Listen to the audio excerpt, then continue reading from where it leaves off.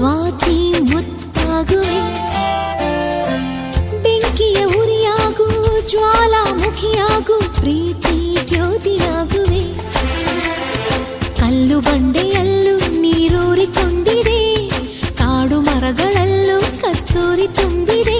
ನಿನ್ನೆ ಮೊನ್ನೆವರೆಗೂ ಹುಲಿಯ ಮನಸ್ಸಿದು, ಇಂದು ಪ್ರೀತಿಗೆ ಸೋತ ಮಗುವಿದು.